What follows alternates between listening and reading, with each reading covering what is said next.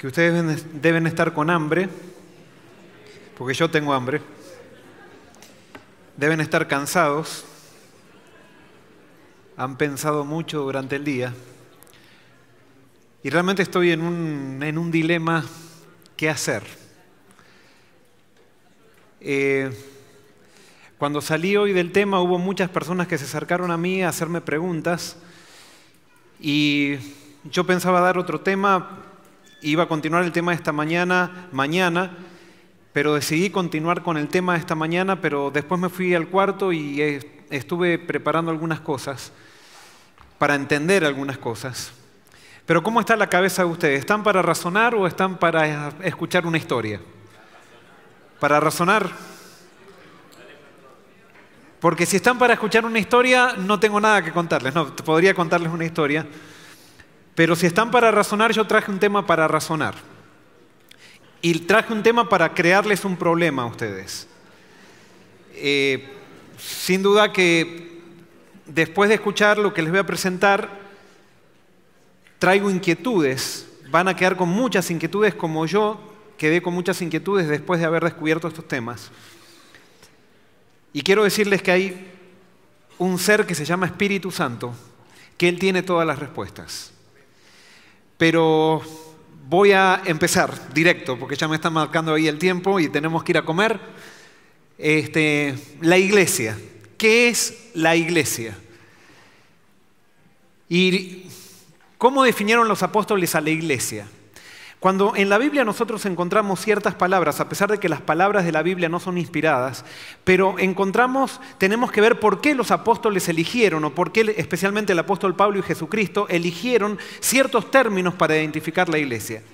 Y siempre Pablo y Jesús, o la mayoría de los casos, identificaron, y especialmente Pablo, a la iglesia en términos orgánicos. Y esto es algo muy, pero muy importante. Pablo especialmente dijo que la iglesia es ¿qué?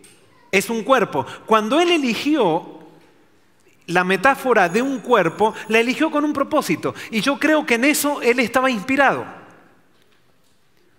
O sea, por supuesto, todo lo que escribió Pablo estaba inspirado. Pero especialmente allí, Pablo estaba eligiendo esta metáfora porque él podría haber elegido otra. Por ejemplo, él podría haber dicho que la iglesia es como un barco.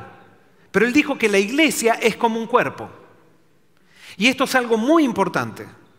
Porque hoy yo quiero que tú analices y yo analicemos si nosotros vemos a la iglesia realmente como un cuerpo. Y para eso tengo que entrar en un tema: ¿de dónde proviene nuestro concepto de estructura y nuestro concepto de iglesia?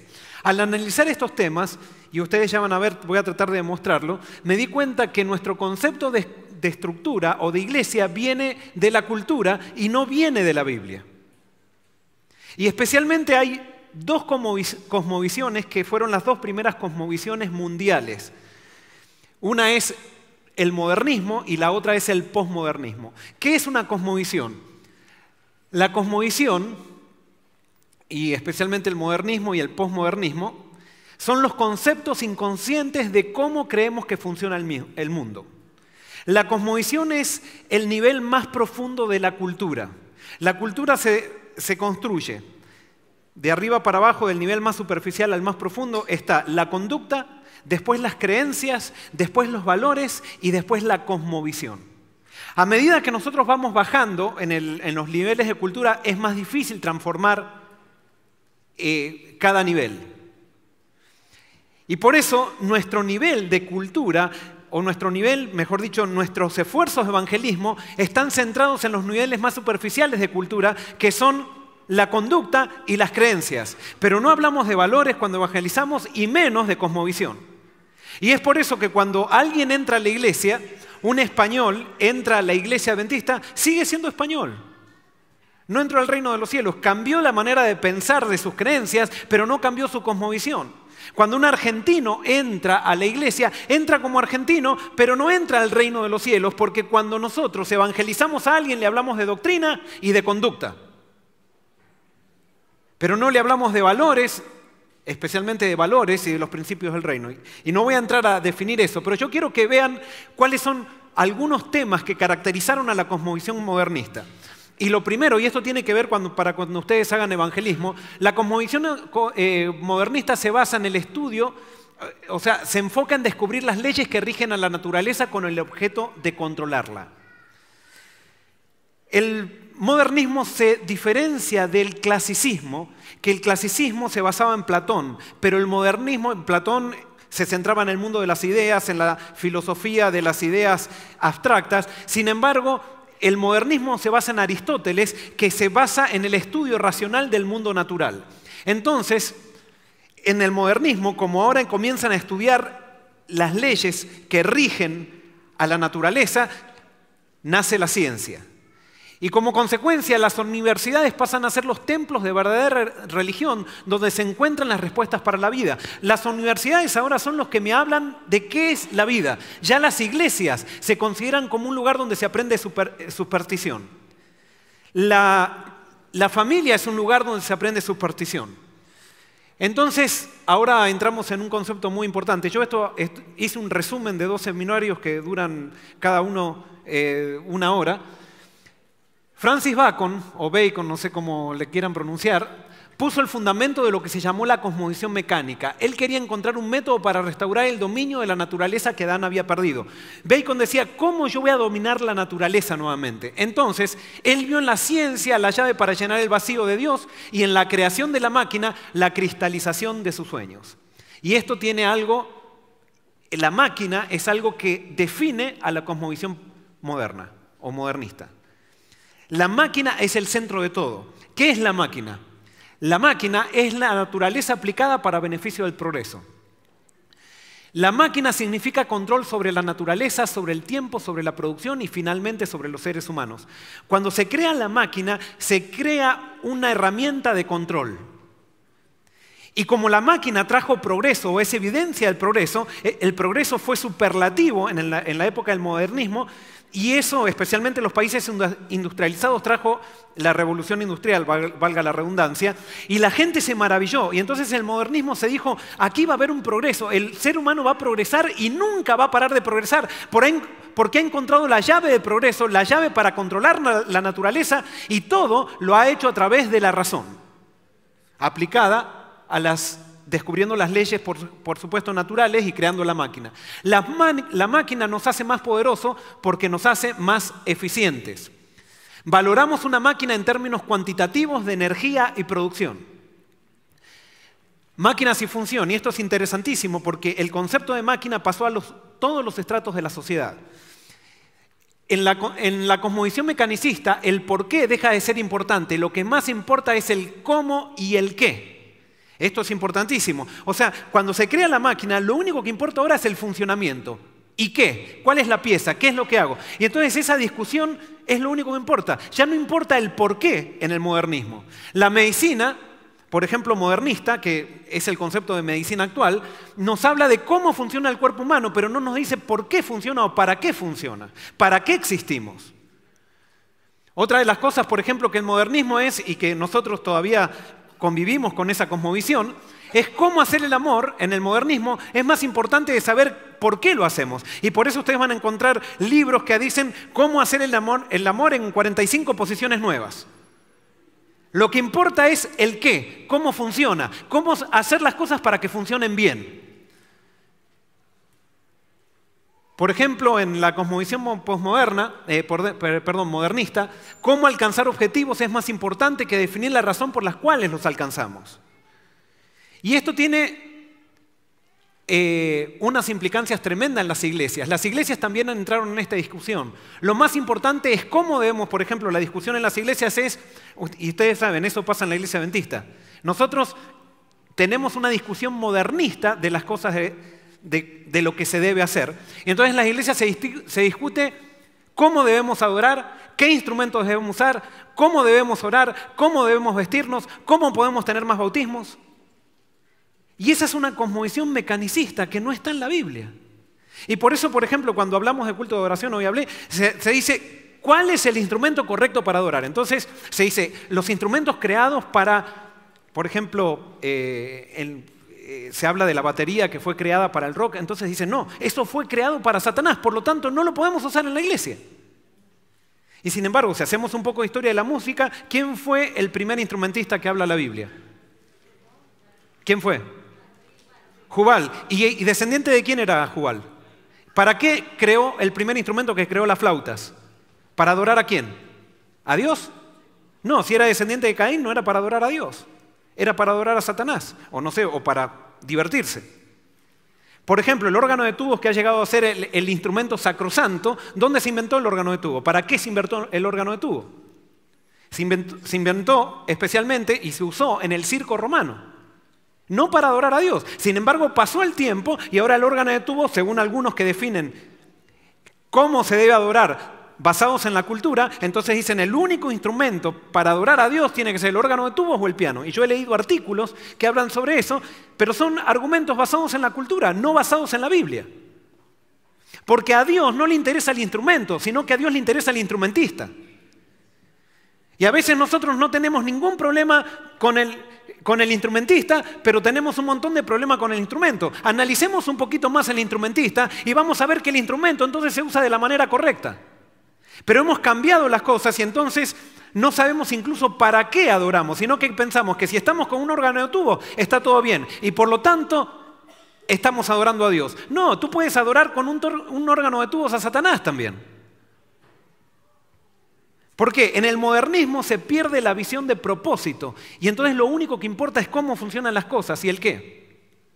También como consecuencias tenemos iglesias que funcionan muy bien, pero que han perdido su propósito. Iglesias mecanicistas, iglesias que todos son muy responsables, pero por ejemplo que las relaciones dentro de la iglesia, como decíamos esta mañana, la gente está peleada, la gente no vibra, no tiene pasión por el evangelio, sino que tiene pasión por seguir la cultura adventista, en inglés se dice el Seventh Day Adventist Lifestyle. Es importante, esa persona tiene el Seventh Day Adventist Lifestyle. ¿Qué importa el estilo de vida adventista? Lo que importa es que te parezcas a Cristo. No que agarres de una cultura tradicional un montón de elementos para incorporarlos y decir yo formo parte de este grupo. Y perdonen, hoy me dijeron, yo me apasiono mucho y no estoy enojado. Pero es como que tengo poco tiempo, tengo que también ponerme un poco de energía. El modernismo y el concepto no sé qué puse ahí, el concepto de mecanicista será, la estructura es vista como la interrelación de partes impersonales en un sistema gobernado por normas de funcionamiento.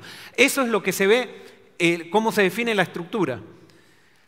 El cambio en la cultura mecanicista es considerado como una señal de mal funcionamiento, es visto como una amenaza, no hay adaptabilidad, las cosas deben hacer como siempre se hicieron. Uniformidad es confundida con unidad en el modernismo y el control es la herramienta para asegurarlo. Y de esto vamos a hablar un poquito más adelante. Las leyes y normas son considerados los instrumentos de orden. Por eso los manuales, credos son esenciales para poder funcionar en el modernismo. Eso de tener un manual, ustedes fíjense, cuando ustedes compran una máquina, ¿qué es lo primero que quieren tener? Lo primero que piden, el manual. Eso viene del modernismo. El manual lo necesitamos para que funcione una máquina, porque una máquina es estática, entonces siempre funciona de la misma manera. ¿Están empezando a darse cuenta a dónde estoy yendo? Hay personas que solamente en la iglesia adventista funcionan con un manual. Una vez estaba teniendo una discusión con unos líderes de iglesia que me decían que yo era un laodicense. Entonces yo les decía a ellos, eran unos ancianos de una de mis iglesias, que ahora soy muy amigo de ellos, pero no me entendían al principio. Entonces yo les preguntaba, ¿cuál es la diferencia entre la iglesia adventista y otras iglesias protestantes? ¿Y saben lo que me respondían? El manual de iglesia. Una vez yo estaba de vacaciones en un país que no voy a mencionar, ni voy a dar una referencia tampoco, y resulta que la persona que predicó, que era un pastor, se ve que le pidieron predicar porque también estaba de vacaciones, agarró el manual de iglesia y predicó del manual de iglesia. Ahora, en esta mentalidad, o sea, en la época posmoderna, eso ya no se ve porque todos nosotros somos posmodernistas y eso nos da urticaria. Ahora cualquiera se daría cuenta que predicar el manual de iglesia, pero en los años 60, 50, en los años 40, 50 y 60, nadie hubiera puesto ningún problema en predicar del manual de iglesia, porque el manual de iglesia era el instrumento sacrosanto que nos daba unidad. Y el manual de iglesia no nos da unidad, nos da uniformidad. Y la uniformidad viene de la máquina, no viene de un organismo. me estoy adelantando, estoy diciendo, le estoy trayendo un problema a ustedes, ¿verdad? ¿Saben qué? Les voy a hacer un poco de historia. Tuve que investigar todo esto.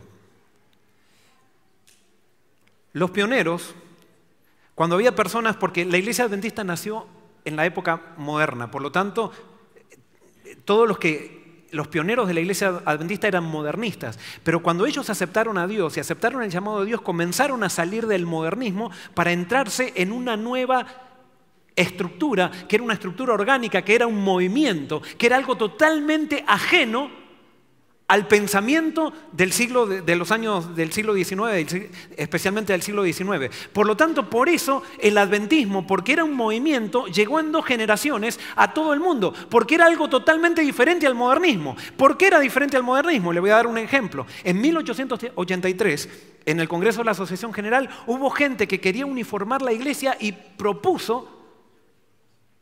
hicieron la propuesta de poner un manual de iglesia, influenciados por el modernismo. ¿Y qué dijeron los pioneros? Los pioneros dijeron, bajo ningún punto vamos a poner un manual de iglesia en la iglesia porque eso va a traer formalismo. Y esa propuesta en 1883 fue totalmente erradicada. Pasaron 40 años y entonces después empezaron a sacar el manualito para los jóvenes, el manualcito para esto, el manualcito para lo otro. De repente surgió el manual de iglesia. Y ahora todo el mundo tiene que seguir el manual de iglesia y tenemos que estar todos uniformados. ¿Está mal el manual de iglesia? No, no está mal el manual de iglesia. Pero el manual de iglesia, tú no puedes aplicar una ley a todas las situaciones. Porque nosotros somos personas, no somos piezas para ser controladas. Somos personas que tienen vida, somos seres orgánicos. Y por lo tanto, cuando tú aplicas una ley a todas las cosas de la misma manera, lo que estás haciendo es generar mecanicismo, pero no organismo. Y tú lo sabes, los que tienen hijos, ustedes saben que a un hijo, de acuerdo a la personalidad de un hijo, ustedes no lo pueden disciplinar a los hijos de la misma manera. Cada uno tiene su personalidad y las leyes no son parejas para todos, a pesar que los principios son iguales para todos. El amor es igual para todos, pero a uno se le demuestra amor de una manera, a otro se le demuestra amor de otra manera, de acuerdo a la necesidad que tiene el hijo. Eso es orgánico, no es mecánico. En definición de técnica, la técnica en el modernismo pasa a ser algo totalmente esencial. Y entonces la técnica es definida como un proceso mecánico y racional designado para producir el máximo resultado con la mínima energía de la manera más eficiente y en el menor tiempo posible, eliminando todo lo que es espontáneo e irracional. Y esto tiene consecuencias, la técnica tiene consecuencias. En el modernismo, lo que no puede ser evaluado cuantitativamente no es importante. La estructura mecánica y la técnica han tenido un impacto muy grande en la manera de hacer evangelismo. Díganme si no. Y entonces, perdonen, yo podría comentar un poquito más, pero estamos apurados. El evangelismo mecánico está basado en el diseño de estrategias para producir los máximos resultados en el menor tiempo posible. Es una manera de producir conversos trayéndolos a una arena donde talentosos profesionales presentan argumentos mecánicos para que la gente elija la mejor o la verdadera iglesia. Eso es totalmente modernista. Entonces, ¿qué nos enseñaron a nosotros? Vamos a una campaña evangelística y entonces, ¿qué nos enseñan? Tú estás en la incorrecta iglesia, tienes que venir a la correcta iglesia. Tú comes la comida incorrecta, tienes que comer la comida correcta. Tú guardas el día de reposo incorrecto, tienes que guardar el día de reposo correcto. Tú te vistes incorrectamente, tienes que vestirte correctamente. Es creencia.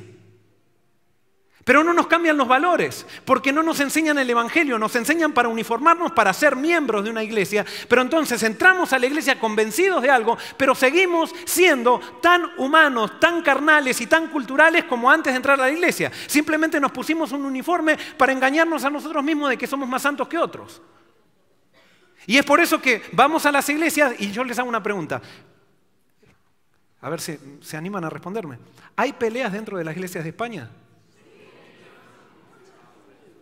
Entonces, ¿qué quiere decir? Que al evangelio no lo entendimos, no lo estamos viviendo. Porque sí, siempre va a haber tensión dentro de las iglesias, porque el crecimiento, o sea, la tensión es parte del crecimiento.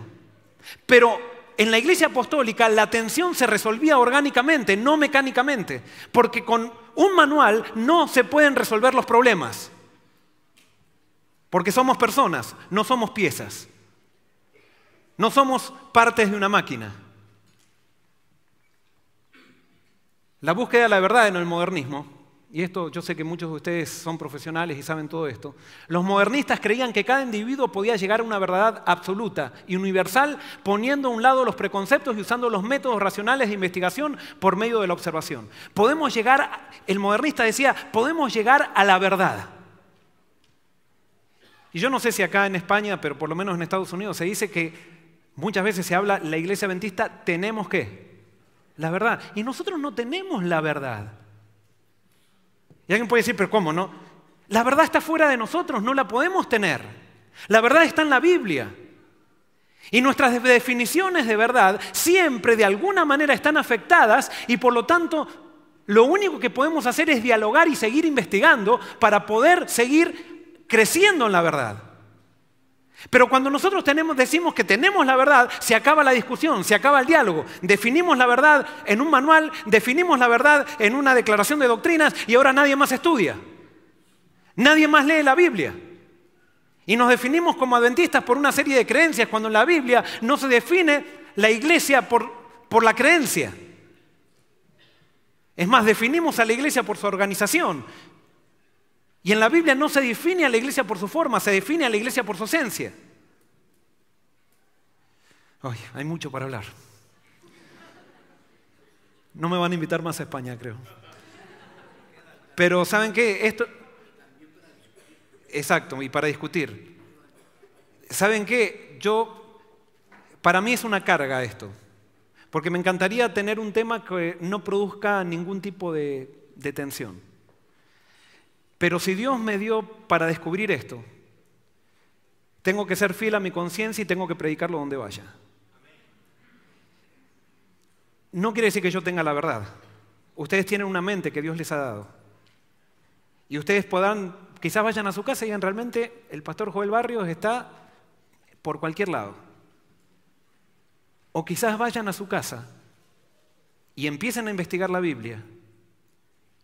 Y el Espíritu Santo quizás les diga algo parecido a lo que me dijo a mí con otro énfasis. Pero tenemos que dialogar. La iglesia es un centro de diálogo, no un centro de dogma. La noción esta de encontrar la verdad absoluta trae tensión en sí misma, porque cuando alguien arriba algo que considera verdad, no acepta otro punto de vista. No voy a tener tiempo de darles ahora, después tengo acá material histórico para que vean cómo los pioneros veían las cosas. Consecuencias en evangelismo, esto tiene por supuesto consecuencias en evangelismo y testificación, porque yo le enseño a alguien, el día de reposo es el sábado, y le muestro todos los argumentos de la Biblia, y la persona me dice, no, yo no quiero guardar el sábado, y me peleo con la persona, porque no piensa como yo. Entonces yo estoy dispuesto a mantener una doctrina, pero a quebrar una relación. Estoy dispuesto a defender la verdad, pero a ganar un enemigo. ¿Cómo? O sea, es una incoherencia total. Pero díganme si no lo hacemos, porque yo lo he hecho. Yo lo he hecho. Y me enojo con el que no acepta. Acá está la herramienta esa de estudios bíblicos que se llama la fe de Jesús. Es una herramienta totalmente doctrinal. Totalmente de 27 doctrinas abstractas que le enseñan a una persona que no le transforman nada. Y perdonen, y yo la uso en mis iglesias, porque estamos creando una herramienta basada en principios que trae más fidelidad. Porque ¿qué pasa con la fe de Jesús? Se convencen de algo, pero después cuando viene la prueba empiezan a tambalear todo. Y los únicos que persisten porque están acostumbrados y no saben a vivir de otra manera son los adventistas de cuna. Pero los que entraron a la iglesia, cuando viene la primera crisis se sienten sacudidos porque no tienen base. Y los adventistas de cuna los criticamos, es que nosotros no sabemos vivir de otra manera y por eso seguimos el carril que nos enseñaron. Y no nos animamos a vivir de otra manera. Y ese tipo de soberbia, nunca, absolutamente nunca, vamos a ganar un posmoderno. Podemos ir a un taller de definir la mente posmoderna y eso, pero tenemos que hacer un cambio si queremos ganar a los posmodernos. Y nosotros somos posmodernos. Voy a seguir, me entusiasmo. Voy a resumir acá. Fíjense, esto es estructura orgánica. ¿Qué es una estructura orgánica y qué es una estructura mecánica? En una estructura orgánica está en continuo cambio. La estructura, yo les doy un ejemplo de estructura orgánica. y mecánica. ¿Esto es una estructura orgánica o mecánica? Es mecánica. ¿Qué es una estructura orgánica? Es una planta. La planta para crecer tiene que estar en continuo cambio. En cambio en la máquina, y supónganse que este reloj produce, no, tendría que utilizar otro ejemplo, pero una máquina de hacer pan. La máquina de hacer pan no puede crecer, lo único que puede hacer es producir, pero no puede crecer. En cambio, la estructura orgánica crece y da frutos, pero los frutos son parte del sistema orgánico. Y por eso alguien puede decir, y muchas veces me han dicho, Pastor Joel, pero esto es una desorganización si sabemos una estructura orgánica. No, hay organización orgánica y organización mecánica. La Biblia habla de la iglesia como un cuerpo, estructura orgánica, no mecánica. Cuando nació el adventismo tenía una tendencia a ser estructura orgánica y por eso en 2 generaciones llegó a todo el mundo. Y por eso tenía un poder de movimiento. La estructura mecánica, el cambio es visto como una señal de mal funcionamiento. Cuando hay algo que está cambiando, quiere decir que el elemento está funcionando mal. ¿Y qué hay que hacer con ese elemento, con esa pieza? Hay que sacarla y cambiarla por una nueva. La estructura orgánica se adapta al ambiente, me está cambiando se adapta al ambiente sin perder la esencia. La estructura mecánica son estáticas. O sea, una máquina es así y no crece. En cambio, la estructura orgánica se va adaptando, incluso va recibiendo del ambiente. Eso se llama misión. La estructura orgánica está en continua misión, está en continuo cambio, en continuo reavivamiento. Cuando tenemos una estructura orgánica, no necesitamos llamar al reavivamiento, porque está en continuo reavivamiento.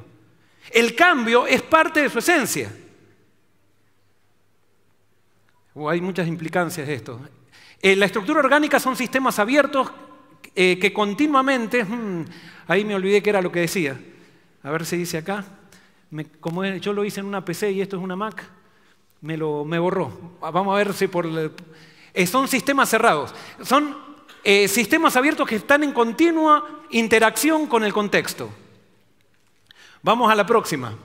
Son impulsados por causalidad multidireccional, la estructura orgánica. Y Daniel, vos utilizaste un ejemplo, y no, lamentablemente, que él dice que JAE va a ser un reloj y una máquina.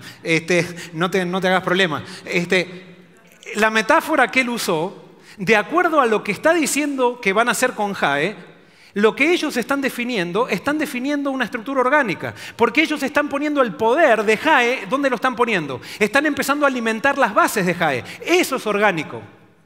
Cuando las partes regionales tienen poder en sí mismos, o sea, tienen vida, y entonces le dan vida al todo. Pero la estructura mecánica, que son impulsados por causalidad lineal y jerárquica. Acá se hacen las cosas, lo que dicen arriba son los que producen los cambios. Y si el cambio no viene de arriba, es mal funcionamiento. Soy yo el que tenga que decir las cosas como tienen que hacerse.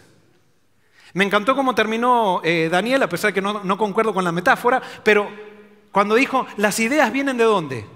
Vienen de ustedes. Eso es orgánico.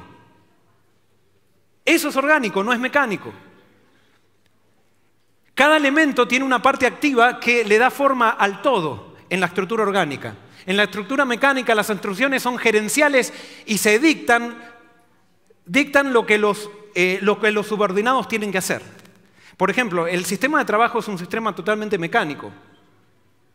Si quieren, por ejemplo, un sistema mecánico, no sé cómo será acá el pobre Isaac, espero no ponerlo en problema, pero conquistadores, pathfinders o exploradores, no sé cómo le quieran llamar, es un sistema totalmente mecánico. Y creo que es una estructura que debemos aprovechar, pero nosotros no debemos enseñarle a nuestros hijos a ser seguidores, tenemos que enseñarle a ser ¿qué?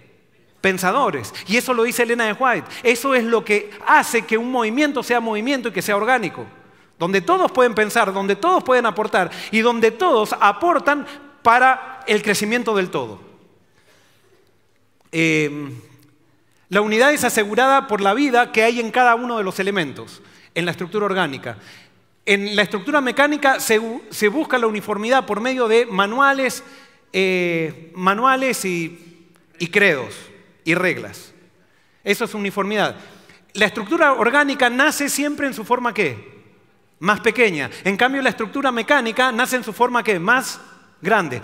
Fíjense, cuando nosotros queremos hacer algo en la iglesia, ¿qué es lo que primero queremos hacer? ¿Algo qué? Algo grande, algo que pueda salir por la televisión, que le podamos sacar fotos, que esto... Cuando tú empiezas algo orgánico, va a empezar de a poquito.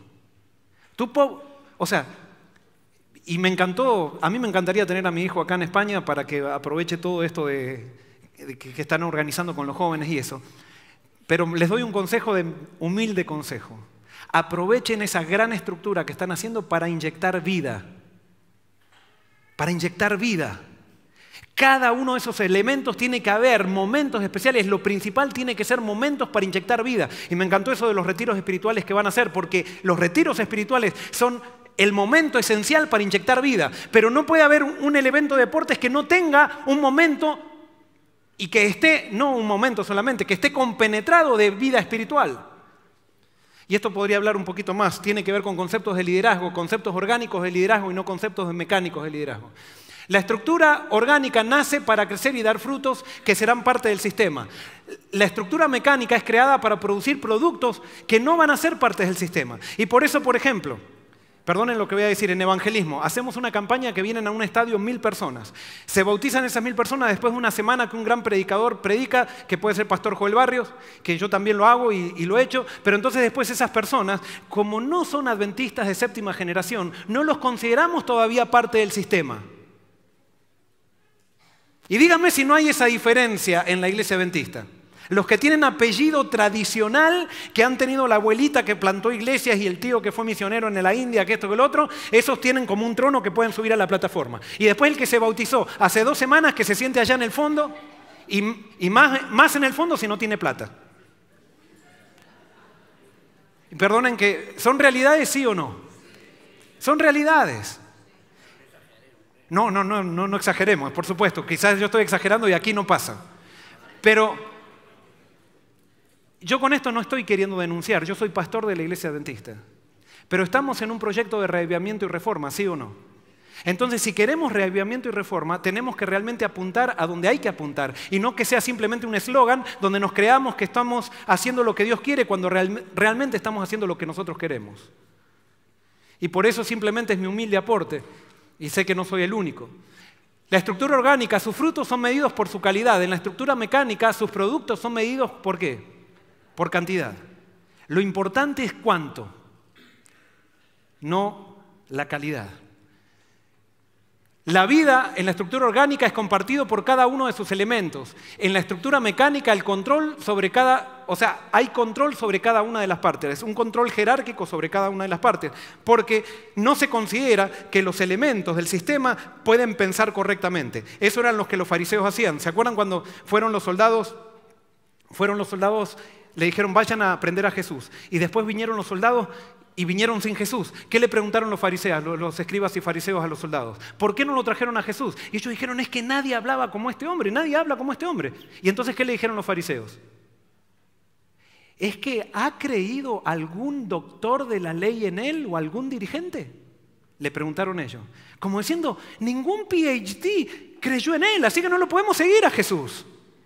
Porque acá la autoridad viene de arriba. Solamente podemos pensar los profesionales, los otros no pueden pensar. Y por eso Jesús levanta un movimiento con 12 pescadores. Y el más, que no eran 12 pescadores, pero el más intelectual de todos es el que lo traiciona. El más profesional. Y con esto no estoy diciendo que no estudies. Lo que estoy diciendo es, ¿para qué estamos estudiando? Y ahí viene la pregunta que el modernismo no. ¿Estudiamos para qué? Y entonces para cambiarnos el nombre, porque ya no me llamo más Joel Barrios, sino que me llamo Joel Barrios PhD. ¿No vieron eso? Bueno, en Estados Unidos se usa mucho eso. Ni bien nos recibimos de doctores, ya en la firma le ponemos las letritas del doctorado que hicimos. Y entonces eso da autoridad. Y ya no somos más nosotros, somos doctores. ¿Y por qué al zapatero no le decimos zapatero cuando viene a la iglesia? Pero al doctor, y ojo con que a un doctor no le digas doctor, porque se ofende. Porque ha aprendido, estamos hablando de la identidad adventista, tu identidad no está basada en lo que tienes, está basada en Cristo. Y por eso es más importante tu nombre que tu título. Y entonces ahora voy a comparar esto, lo voy a llevar a lo que es un movimiento y lo que es una institución. Un movimiento es un movimiento orgánico, una institución es una estructura mecánica. En un movimiento tiene un pequeño aparato administrativo, pero una gran misión. En la institución tiene un gran aparato administrativo, pero una misión pequeña. ¿Por qué? Porque en la institución, la misión, gran parte de la energía de la misión se va para mantener a la estructura.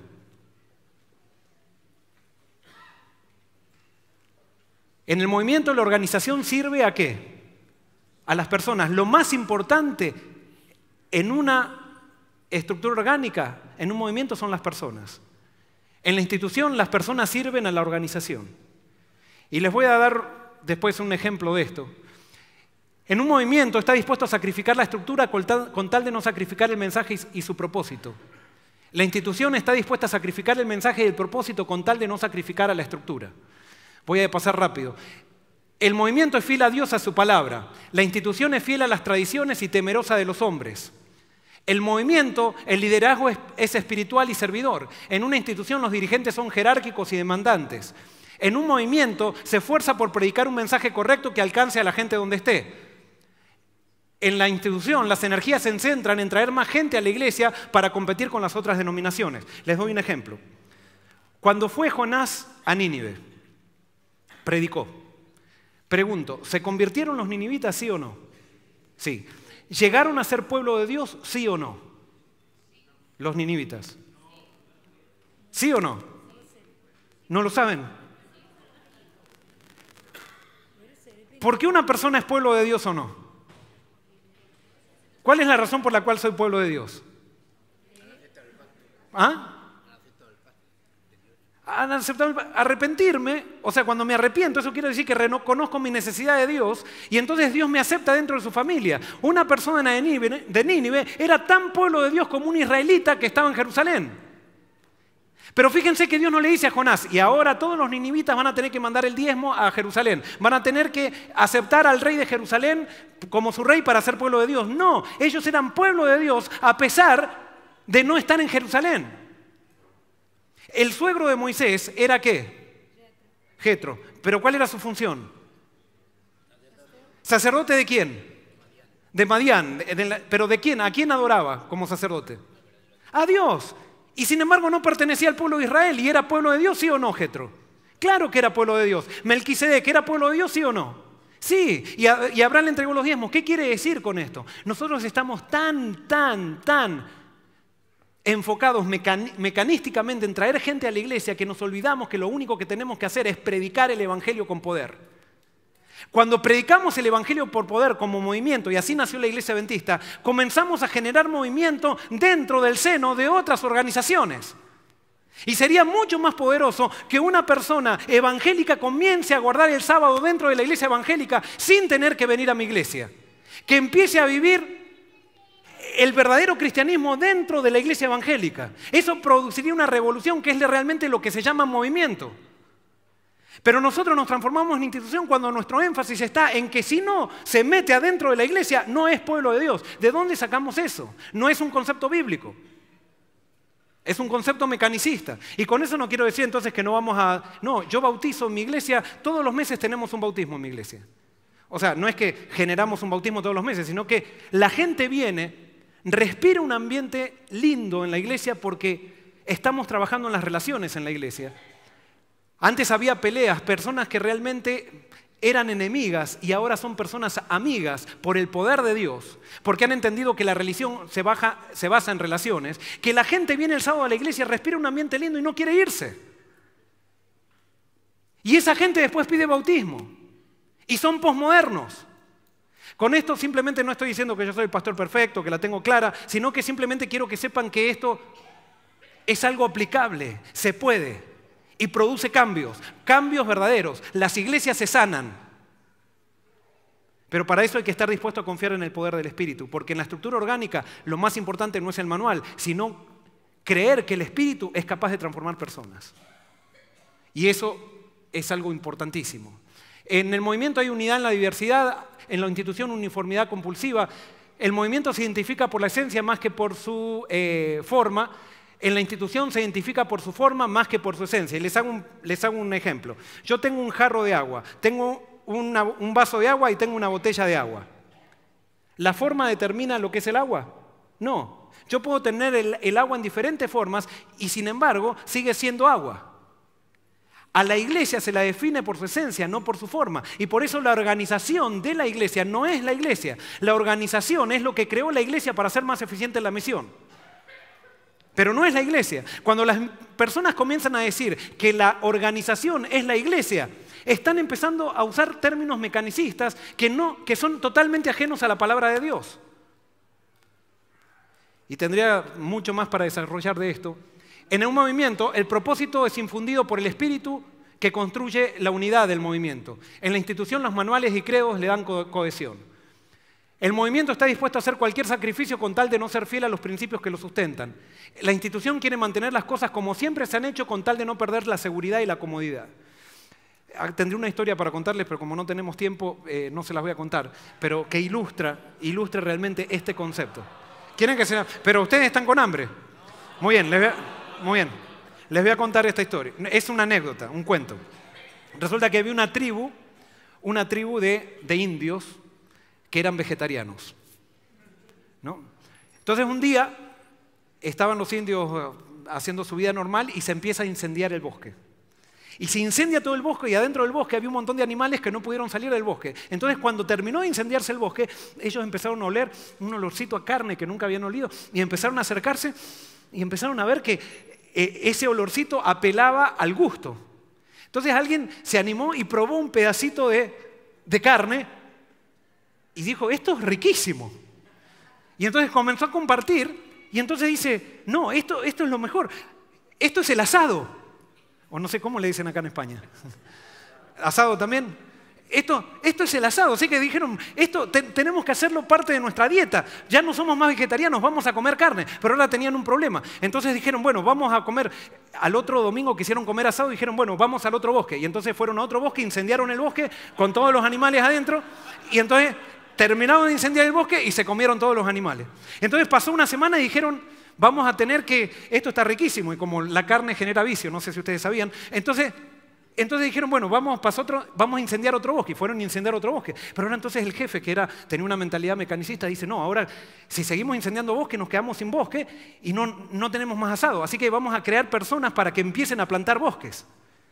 Y entonces, claro, nos va a llevar un poco de tiempo, pero vamos a forestar todo el campo y a medida que forestemos va a llegar un momento que quizás vamos a poder comer carne todos los días. Entonces se creó toda una infraestructura donde había personas que plantaban la semilla, otras personas que cuidaban los árboles, otras personas que regaban y todo el pueblo tenía trabajo y todos estaban trabajando para comer asado. Y entonces cada vez que querían un asado, ¿qué hacían? Incendiaban el bosque más maduro con todos los animales adentro y comían el asado. Pero resulta que había un iluminado, un indio, que dijo, a mí me parece que esto está muy complicado. Tiene que haber una manera más sencilla. Entonces agarró ¿cómo se dice? Agarró una reja y dijo, ahí tenemos la vaca, ahí tengo la vaca. ¿Por qué yo la mato directamente, le hago un fueguito abajo y la pongo arriba y ya está, y no la tengo que comer toda? O sea, la voy guardando para... Y entonces hizo la prueba, hizo el experimento, creó esa rejita que le llamó parrilla, y entonces puso la vaca arriba, y entonces se comió la vaca por partes, y ahora él comía todos los días sin tener que incendiar un bosque. Entonces dijo, esta es la mejor idea. Y cuando fue al vecino, el vecino le parece, estuvo muy bien, entonces empezaron a hacer la parrillita también. Pero entonces ahora, como todos empezaron a hacer la parrillita, empezaba a faltar gente que esté regando las plantas, que esté poniendo la semilla, y la gente empezó a dejar de invertir en la infraestructura del bosque.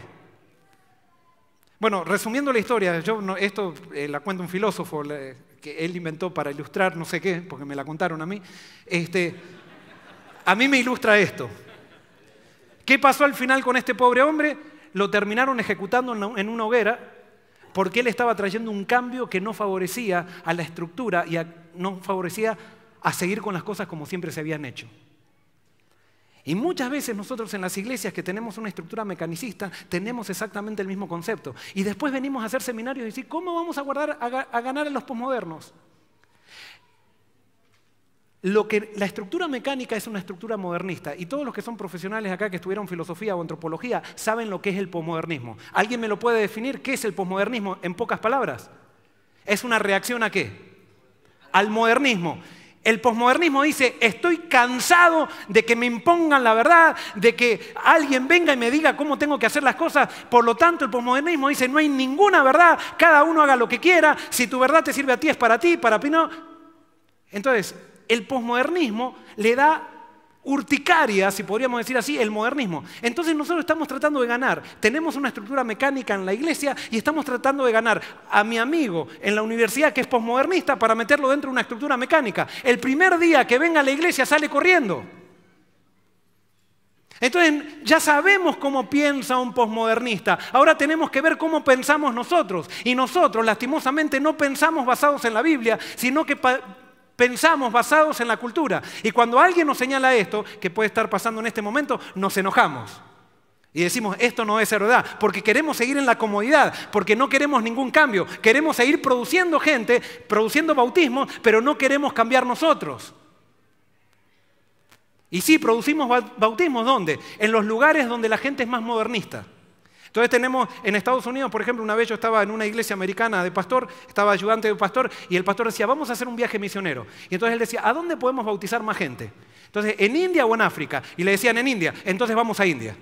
Y entonces iban como conquistadores romanos a predicar en India, predicaban 2 semanas, bautizaban 1000 personas y volvían con los trofeos a Estados Unidos a mostrar las fotos de todos los que habían bautizado en India. ¿Y por qué no los bautizan en Estados Unidos? Porque en India todavía, y estoy hablando en India en general, como son sociedades que están más a la retaguardia, no menos desarrollados, sino que están más a la retaguardia en el pensamiento de cosmovisión, todavía tienen una mentalidad mecanicista y entonces es más fácil ganar a esas personas. Pero yo quiero decirte hoy, te podría contar ejemplos, yo he estudiado la Biblia con muchos ateos y muchos ateos que hoy son totalmente creyentes de Dios y fieles. Y no necesito darle ningún argumento. ¿Por qué? Porque los modernistas, como a la iglesia en el modernismo la sacaron de la discusión y decían todos los que están en la iglesia son unos cerrados, son unos ignorantes. Entonces los de la iglesia se empezaron a sentir mal y entonces dijeron, vamos a usar los mismos argumentos que ellos no usan para demostrarles que Dios existe. Entonces tenemos las campañas de evangelismo que hablan de las pirámides, que hablan de esto y que gastamos millones de dólares para hablar de las pirámides, para demostrar con argumentos que Dios existe, y al posmodernista no le interesa absolutamente un bledo esos argumentos. Porque el posmodernista quiere saber que Dios es algo real para él. Y una vez que tú le demuestras que Dios es algo real, el posmodernista no tiene problema de aceptarlo. Ay, tendría pero mucho para hablarte, de contarte casos. Tengo un amigo que él estaba estudiando un doctorado en biogenética, creo que es el doctorado, ya terminó, está trabajando en un puesto jerárquico en una gran compañía multinacional en Estados Unidos. Lo conocí por medio de un contacto en un avión. Él era agnóstico, como él me lo decía, y hoy él está creyendo en Dios. Eso pasó hace un año y medio. Hoy él está creyendo en Dios. Me llama todas las semanas por teléfono. Y yo no le di ningún estudio bíblico, sí le hablo de mi experiencia, le digo quién es Dios. Y cuando él tiene un problema, porque cada vez que tiene una crisis me llama a mí y me dice, Joel, vos sos el único que me das respuesta para mis crisis. Y yo lo único que hago con él es oro. Y les doy un ejemplo, perdón, y utilicen esto porque si tú crees que Dios es real, actúa como si Dios fuera real y no como si fuera una teoría. Entonces un día yo estaba en mi escritorio, estaba haciendo mi culto y sentí una sensación que, Joel, tenés que orar por Juan. Tenés que orar por Juan. Y yo me arrodillé allí y oré por Juan, pero le mandé un email a Juan y le digo, Juan, hoy sentí la necesidad, Dios me dijo que le ore porque vos necesitas oración. Ese Dios que vos no crees que existe, para mí es una realidad y yo le pedí a Dios orar por vos porque no sé qué es lo que estarás pasando y te tuve en mis oraciones. A los 5 minutos que mandé el email, recibo la llamada telefónica y me dice, Joel, soy Juan. No te imaginas lo bien que me hizo tu email. Era el momento más necesitado. Porque Dios es real. Si tú le hablas a Dios y le dices, tú tienes un Dios real, y le dices, trabaja por mí, ahí digo, Dios trabaja porque es su voluntad. ¿O no lo crees? Pero cuando no creemos necesitamos ir a los argumentos racionales para convencer al otro y no convencemos a nadie. No convencemos a nadie con argumentos racionales, porque eso es modernista. Tú tienes que presentarle a un posmodernista experiencia. Y cuando el posmodernista ve algo real, lo agarra. Tendría mucho para hablar de esto. El movimiento exhorta para adentro. La institución condena para afuera. Así predican los de la institución. Y los ateos o los evolucionistas, dice, yo tengo la suerte de no ser evolucionista, porque cuando yo tengo un problema recurro a Dios, porque yo salí de las manos de Dios. Pero el evolucionista, cuando tiene un problema, recurre al zoológico, porque él salió del mono. Y nos reímos y todos decían, ¡ja, ja, qué tontos los evolucionistas! No, eso es soberbia. Eso es soberbia. El evolucionista es evolucionista porque no ha visto creacionistas que crean en Dios. Esa es la razón por la cual hay evolucionistas. Pero si nosotros tenemos a Dios en el corazón, vamos a ser como Esteban. No necesitamos ningún argumento para convencer a Pablo. Solamente necesitamos mostrar a Cristo. Y Cristo es poderoso en sí mismo como para que tú tengas que entrar en una discusión para argumentar con alguien. Tenemos que terminar, me dicen. Lo siento. Yo también lo siento mucho. Y vamos a terminar.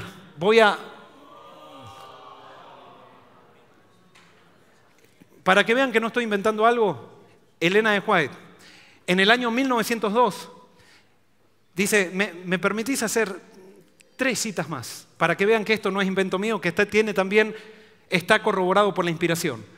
Dice, debe ocurrir un revivamiento y una reforma bajo la administración del Espíritu Santo. Revivamiento y reforma son 2 cosas diferentes. Revivamiento significa una renovación de la vida espiritual, un despertar de los poderes de la mente y el corazón, una resurrección de la muerte espiritual. Reforma significa ¿qué? Una reorganización, un cambio en las ideas, teorías, hábitos y prácticas. La reforma no traerá consigo los buenos frutos de justicia a menos que esté conectada con el revivamiento causado por el Espíritu. El revivamiento y la reforma harán su trabajo, pero para hacer esto deben estar ¿qué?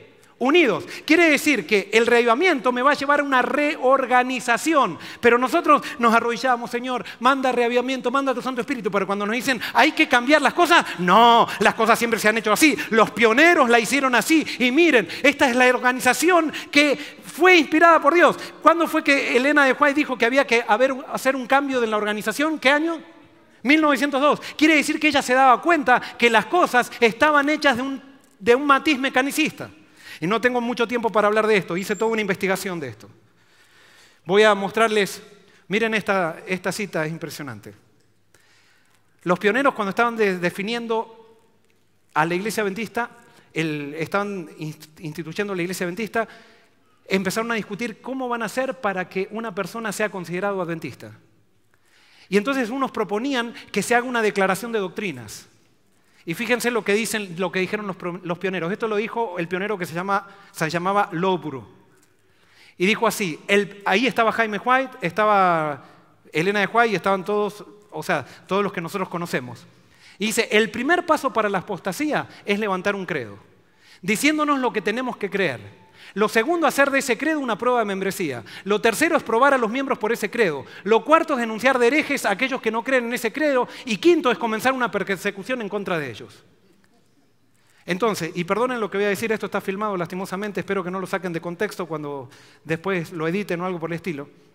Pero yo veo, por ejemplo, hay personas en la iglesia que son autoritarias, que pisotean a otras personas, que se creen los dueños, ancianos que se creen los dueños de la iglesia. Y no tenemos ningún problema con esas personas. Pero una persona dice, yo creo que el Espíritu Santo es una influencia, al otro día está desmembrada de la iglesia. Y ojo, yo creo que el Espíritu Santo es una persona. Pero esa es una creencia.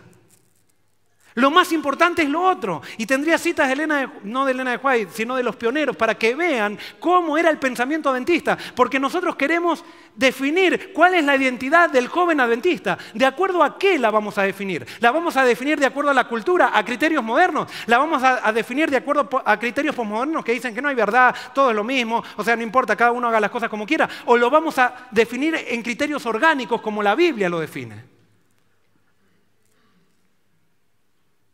Esta es otra cita que no la voy a esto hice todo un reseño histórico para que ustedes vean algo de la iglesia, pero voy a leer una cita más y con esto terminamos, antes que me echen.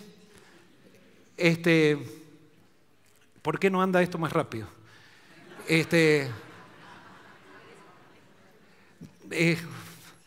Fíjense, yo estudié todas las revistas ministerios, desde 1928 que se lee hasta 1945. Leí todas las revistas ministerios. Y extraje, o sea, yo cuando empecé esa investigación no me imaginé con lo que me iba a encontrar. Y por eso tengo tanto fuego al hablar de esto, porque para mí, quizás ustedes ya lo sabían, pero es un descubrimiento que no me lo esperaba. Fíjense lo que dijo Leroy Froom en el editorial de octubre de 1931, menciona que había personas que sugerían la creación de una declaración de doctrinas, confesión de fe o credo, como muchos dicen, aunque al final todos estos términos significan lo mismo. Y entonces él sigue diciendo, estas personas sugerían... Ay, me fui para... Ay.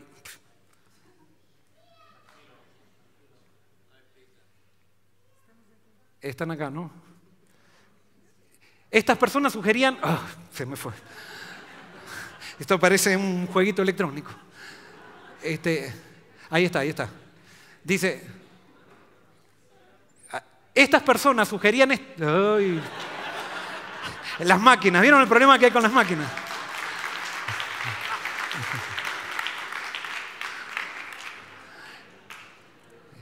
Creo que tengo que terminar.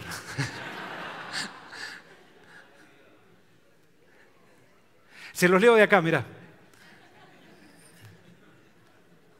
Muy bien, gracias. Estas personas sugerían esta idea con el fin de confrontar las divisiones internas y las amenazas de la alta crítica que estaba en boga en esa época. Pero fíjense lo que Leroy Froom considera esta propuesta como, y esto es literal, inadmisible y peligrosa, y en directa violación de un principio invariable que nos ha guiado a través de todos estos años de historia denominacional. El remedio no está en crear un credo, sino en una ferviente y reverente búsqueda de la creciente luz que Dios en su propósito ha dejado brillar en nuestro camino hasta el día perfecto. Dice, a esta luz se le encontraba en una abierta, franca y unida investigación de la verdad que era practicada por los pioneros de esta causa. Es un error pensar que entre los pioneros había uniformidad de creencia en todos los puntos de doctrina e interpretación profética. Este hecho en sí mismo nos debiera dar aliento, pero había unidad espiritual que los mantenía todos juntos en un ¿qué? En un organismo, fíjense que no dice en una institución, en un organismo coordinado. En los tiempos tempranos de este movimiento no había duda acerca de examinar cándidamente las posiciones presentadas por otro hermano creyente. Y termino. En aquellos días parecía no haber un temor fantasmal de desintegración por el hecho de discutir francamente las diferencias. Nosotros muy bien podríamos aprender de ellos porque sus premisas eran ¿qué? Seguras. De esta manera todas las imprecisiones eran detectadas y puestas a un lado. Fuerza real, crecimiento, todo orgánico, y unidad eran el resultado. No había el pensamiento de crear un credo, porque ellos tenían y seguían algo infinitamente mejor. Pasaron los años y los conservadores lograron insertar la declaración de doctrinas. Entonces, hasta el año 95, creo, teníamos 27 doctrinas. Y nadie hablaba del crecimiento en Cristo. Una comisión se reunió y dijo, hay que poner una doctrina más, y ahora tenemos la 28, y ahora comenzamos a hablar del crecimiento en Cristo. ¿Qué pasaron los 60 años anteriores? O sea, tenemos que esperar a una comisión para que defina lo que es verdad. Eso es catolicismo. Eso es modernismo. Que los profesionales son los que son la autoridad. Cuando yo quiero traer un amigo que es posmoderno a una estructura así, lo único que vamos a lograr es que salga corriendo. Pero por supuesto, eso no quiere decir que entonces todos los que entraron, el Espíritu Santo es más poderoso aún para trascender estas cosas. Pero nos complicamos el trabajo. Nosotros tenemos que llegar a ser un movimiento que prepare el camino para la venida de Cristo. Mañana voy a hablar de eso, no se lo pierdan, por favor. Voy a pasar, ¿me podés poner la pantalla final? Porque tengo un montón de datos históricos para que ustedes vean que no estoy inventando esto. No es una idea nueva porque quiero proponer un libro para que sea un libro de venta o algo por el estilo. No, es redescubrir el espíritu del verdadero adventismo. ¿Qué es ser adventista entonces? Es dejar que el espíritu me transforme por medio del evangelio, para tener una relación creciente con Dios y mis semejantes, basadas en los principios de su palabra. ¿Cuál es la consecuencia de esto? Y de esto voy a hablar mañana. Va a haber unión orgánica con los que comparten el mismo propósito, con el fin de preparar camino para la venida de Cristo. Hoy muchos me preguntaban qué es correcto y qué es incorrecto. ¿Cómo definir qué es correcto en la religión para que estemos unidos? Mañana en el seminario voy a dar un modelo para poder definir qué es correcto y qué es incorrecto. Y en el tema final voy a predicar la parte que para mí es fundamental. ¿Por qué nosotros nos transformamos en una institución y dejamos de ser un movimiento? Hubo por dos razones. Una, en 1888 rechazamos el mensaje de la justificación por la fe. El mensaje de la justificación por la fe dice que Dios tiene el control ¿de qué? De mi salvación. Y nosotros elegimos tener nosotros el control porque eso es mecanicista, eso es modernista. Y lo otro que produjo el hecho de que nosotros nos transformáramos en institución es que perdimos la conciencia escatológica de movimiento. Y mañana, por favor, les pido que vengan porque el tema yo sé que va a ser muy... ¿No está de acuerdo? ¿Y cuál es la razón? Hay muchas, es que tengo muchas cosas que decir, ¿no? Ajá. Tendría que hablar con usted. Muy bien. Entonces, yo sé que hay muchas personas que no están de acuerdo. Y como les decía, esto es el fruto de una investigación que me llevó varios años. Y decirla en 1 hora o en 2 horas es algo... Y por eso yo simplemente les tiro la inquietud. Como les dije, les traje un problema. ¿Creen en el Espíritu Santo, sí o no? ¿Creen lo que dice la Biblia, que el Espíritu Santo nos lleva a toda verdad? ¿Sí o no? Si ustedes creen, no se preocupen por lo que yo diga, pero denme la posibilidad de que quizás puede ser que Dios me envió a decirles algo. Quizás no, quizás esto es invento mío. Pero denme la posibilidad y vayan a sus casas y oren a Dios y pídanle a Dios, como yo le tengo que pedir, que estemos dispuestos a renunciar al Dios de nuestras ideas para aceptar la revelación de Dios a través de Jesucristo y a través de la Biblia. Vamos a orar. Señor, cuando presento este tema, Señor, realmente a veces tú sabes que hay un gran peso en mí, porque me gustaría hablar de otras cosas que no causen tensión, Señor. Y esto causa tensión. Yo soy un hijo tuyo, con miles de errores. Como todos los que están aquí son hijos tuyos, Señor. Pero hay alguien que tiene toda la verdad y es el Espíritu Santo. Y tú prometiste, Señor, enviar a toda persona sincera tu Santo Espíritu para que nos lleve a toda verdad y nos convenza de pecado, de justicia y juicio. Señor, cumple tu promesa en nosotros. La cuestión no es causar revolución. La cuestión es traer reavivamiento, que venga por el Espíritu, pero estar dispuestos a seguir en las consecuencias del reavivamiento. Señor, somos conscientes de que muchas veces estamos viviendo para quedarnos en este mundo. Danos un gran deseo de encontrarnos contigo y haz que nuestra experiencia contigo sea real para que las personas que nos rodeen sepan que tú habitas en nosotros y que ellos deseen esa misma experiencia. Bendícenos ahora en esta noche y que, Señor, nos sigas bendiciendo en este evento. Esto te lo pedimos sin merecerlo en el nombre de Jesús. Amén.